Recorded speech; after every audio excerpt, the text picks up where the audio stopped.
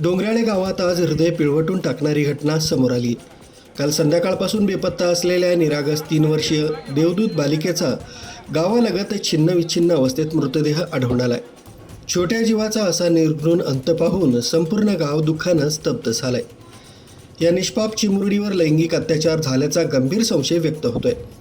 या कल्पनेनंच अंग शहारून जात आहे। कुटुंबियांचा आक्रोश हृदयाला भिडणारा होता। आपलं लेकरू शोधण्यासाठी आशा मनात घेऊन रात्रभर धावपळ केलेल्या कुटुंबाच्या हातात शेवटी फक्त वेदना उरल्या।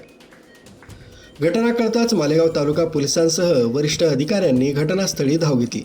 परिस्थितीची गंभीरता लक्षात घेता फॉरेन्सिक तज्ज्ञ पथकाला बोलावण्यात आलं। बालिकेच्या मारेकऱ्याला तातडीनं अटक होईपर्यंत मृतदेह ताब्यात न घेण्याचा कुटुंबीय तसंच ग्रामस्थांचा निर्णय पाहता गावात तणावाचं वातावरण पसरलं।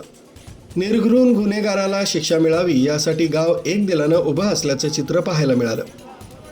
रात्री उशिरापर्यंत मालेगावातील रुग्णालयात शवविच्छेदन न होता आता पुढील तपासासाठी मृतदेह नाशिकला पाठवण्यात आला। ही घटना केवळ एक कुटुंबालाच नव्हे तर संपूर्ण समाजाला हादरा देणारी।